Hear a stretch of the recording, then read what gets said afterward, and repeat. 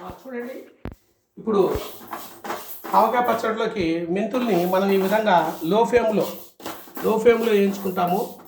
వేయించుకొని దీన్ని మిక్సింగ్లో గ్రైండ్ చేసుకొని పక్కన పెట్టుకోవాలండి. ఇప్పుడు మనం మెంతుల్ని లో ఫ్లేమ్లో పెట్టి వేయించుకున్నాము. ఆ తర్వాత ఒక 3 గంటల సేపు ఉప్పుని ఎండలో పెట్టాము. 3 గంటల సేపు ఆవాలను కూడా, అంటే వీటికి వచ్చేటప్పటికి ఆవాలు సన్న ఆవాలు కావాలి, లావు ఆవాలు పనికిరావు.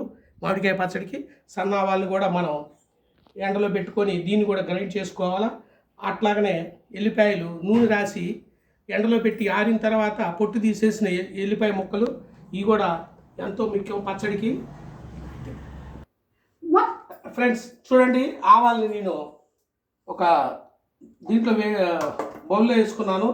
దీన్ని మెత్తగా గ్రైండ్ చేసుకోవాలి.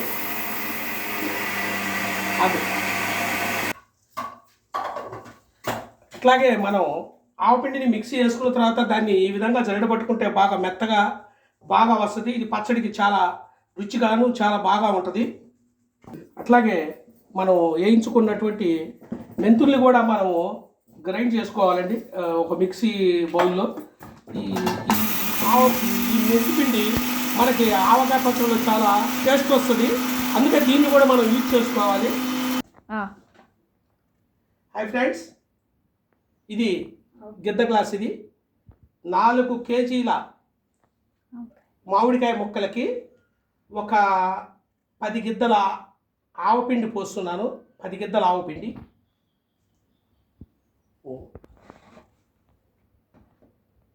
చూడండి, ఇది బళ్ళారి మిరపకాయలతో తయారు చేసినటువంటి కారము.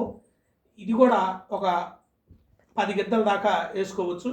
ఎందుకంటే మీకు కారం కావాలంటే ఈ బళ్ళారి మిరపకాయలను తగ్గించుకొని మామూలు ఎండు మిరపకాయలతో చేసిన కారం కూడా ఒక 3 గిద్దలు కలుపుకుంటే కారం కూడా మీరు ఎక్కువ తినేవాళ్ళు ఉంటే, స్పైసీ బాగా ఎక్కువ తినేవాళ్ళు ఉంటే మీకు సరిపోద్ది ఇది. మేమైతే మాత్రం బళ్ళారి మిరపకాయలతోనే పెట్టుకుంటాము పచ్చడిని. ఈ పొట్టు తీసినటువంటి ఎల్లిపాయలు 8 కేజీల ముక్కకి మేమైతే మాత్రం ఒక 1/2 కేజీ ఎల్లిపాయలు వేసుకుంటున్నాము.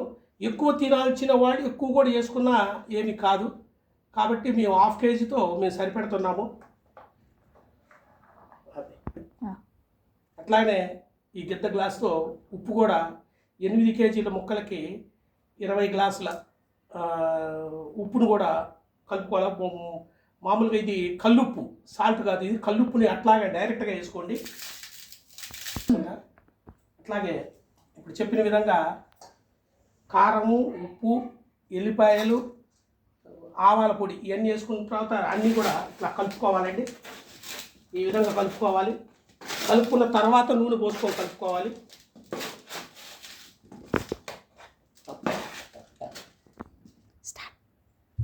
ఇది 4 కిలోల ముక్కకి సుమారుగా ఒక 3 కిలోలు శనగ నూనె. మేము నువ్వుల నూనెతో పచ్చడి పెడతాము ఎప్పుడు కూడా. ప్రతి సంవత్సరం కూడా శనగ నూనెతోనే పచ్చడి పెడతాము.